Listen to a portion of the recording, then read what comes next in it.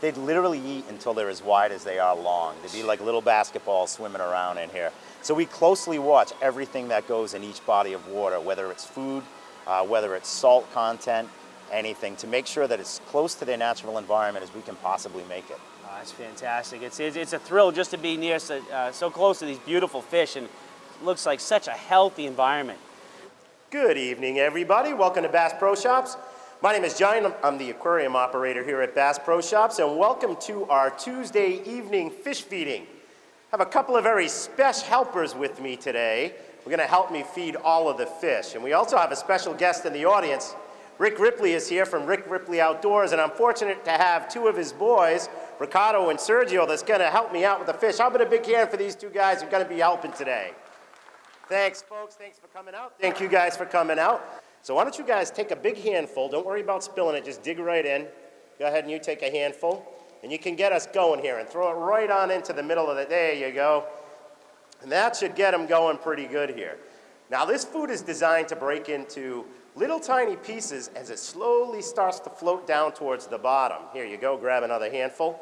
Now those big species that I mentioned before, the carp and the catfish, they're typically bottom feeders. They eat all the way down at the bottom of the aquarium for the most part, but they love this stuff so much, they come right up to the top, just like that guy's doing there in the catfish, to gobble as much of this food as they possibly can before it starts to settle down towards the bottom.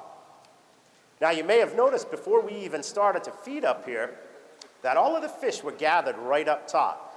And the reason they do that is over time they've gotten to be pretty smart, and they realize that certain things happen right before they eat. For instance, the waterfalls shut off, the pumps stop, it gets pretty quiet inside the aquarium, and they realize when those two things happen that they're probably going to eat. So they hang right up on top and wait for their food. Now I don't know if your dad told you down below, but all my helpers have to sample a bit of this, take a little bite of it before they put it in. I'm just kidding, guys. You don't have to do that. But what we'll do, I'll give you one of these, and I have towels for you to wipe your hands because this stuff is real slimy. And go ahead and throw it on in, and you'll probably get a pretty good show on how fast the trout are. They are the fastest fish in the aquarium. Go ahead and grab another one. Now this food is designed to break into thousands of different pieces as soon as it gets hit by a fish. And what that's going to do is allow the smaller versions of those semi-aggressive species to get bits and pieces of this stuff as it starts to break down and float down towards the bottom. Now this stuff will break apart so much so, here you go, pal, that it'll actually cloud our water up a little bit. Now you may notice that there's a certain species of fish that's hanging right along the edge right here. They're not interested in any of the food that we've fed so far. Our apex predators, if you will, the largemouth bass, are waiting for their favorite food, which I have in this bucket right here. I have about 6 pounds of assorted size shiners and small bluegill. Now we feed different types of shiners, different sizes rather, depending on what we're targeting that week. These are a medium-sized shiner. And what I'm doing right now, by kind of just tossing them around, we're getting those natural instincts intact. And then we're going to take the rest of this entire bucket and introduce it all at once and start a great big feeding frenzy. Now this water is very close to their natural environment, which means we keep it pretty cold. This water is always at 55 degrees. Now I'm one of the fortunate guys, a couple times a month, I get to go inside the aquarium. We go down and we'll vacuum the bottom and clean the glass and the rock work. And I can attest to how cold the water gets. Fish don't mind us at all in their environment. They just follow us around and hope they're going to kick up little bits of pieces of food for them. Water is so close to their natural environment. In fact, we've had several bass that have spawned in the aquarium. And after we're all done up here, once everything calms down, you may notice all the way in the back, right underneath where I'm standing, there's one bass hovering over one little area. And that's a female that's laid her eggs. And she's guarding them from those great big bottom feeders, the carp and the catfish, from predating on them. Now what we have going on here, we have a unique situation in this store where in the back of the building we have the old cranberry bogs. Now they're lowering those bogs so that they can dredge it, but in doing so they created little pools, natural pools of water in the back, and we had one of them that was absolutely chock filled with fry of bluegill, little baby bluegill. Great. So we probably have, I would guess, about 10,000 juvenile bluegill in this aquarium. Now we do feed juvenile bluegill to our main exhibits.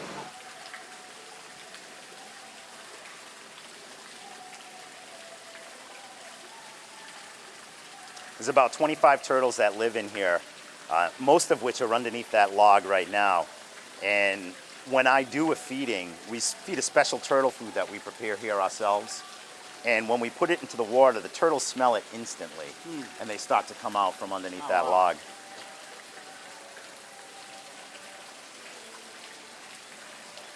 Now this body of water, this is 7,500 gallons here in this exhibit. Okay. The trout pond rather that we just looked at is a little over 5,000 gallons, and the main tank is 34,000. So again, none of this water intermingles, and up top you'll be able to see the streams. This runs throughout the store. Okay. There's a stream that goes from the top all the way down. And the same thing for the main exhibit. There's this waterfall that comes all the way down and floods in. And that, believe it or not, is a very important part of the water quality. That really helps us oxygenate the water. Okay. One of the most important things to keep fish is to make sure that the water is oxygenated. Okay. And a home tank that may consist of a air stone with an air pump. And here we do it naturally, the same way that a natural body of water would reoxygenate itself. Okay. So it's almost like a ecosystem within itself, except that we're driving the waterfalls with the pumps where Mother Nature would drive it outside in a regular pond. Okay, this is beautiful out here. We have the great boardwalk, beautiful habitat.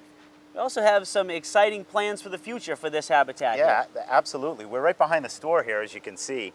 And all of this wetland that you see here, what we're hoping to have happen and what it looks like the future is going to be, that a lot of this is going to get cleared out pretty much as far as you can see into the scrub line towards the back, and it will be dredged and then filled with water. And what we're hoping to do is stock it with all native fish to the area, and actually have the ability to come out here and either test different lures that are sold inside the store and just present the same type of thing that we're doing inside out here in a real environment. Fantastic. Yeah, it'll be great. And you think of some other things that Bass Pro will be able to do as far as testing canoes and kayaks, and there's just a whole myriad of possibilities that can happen. But one of the great things that you see in this natural environment, this is untouched, and all the things that you see inside are represented here. The same turtles that you saw, we can walk through the back here and see the same exact species. The same species of fish, for the most part, are in here now, and we'll be able to even make that much better with deeper water, cleaner water, and we'll have some ability to get in there as a company, Concept Aquatics, to help with that water quality, to help with the stocking, and kind of manage that process. So that's what we're really hoping for. Well, I tell you, I'm very impressed with the whole educational piece and what you're trying to do and helping, you know, with the little kids growing up to the adults, teaching them about the habitats, about the fish. You're doing a fantastic job taking care of the tanks, crystal clear, and the fish look happy. So I really appreciate you coming out here and sharing everything you're doing. Anytime, we're great. Absolutely glad to have you. Anytime at all, come visit. Thank you very much. Let's take a walk, and thanks so much. Sure.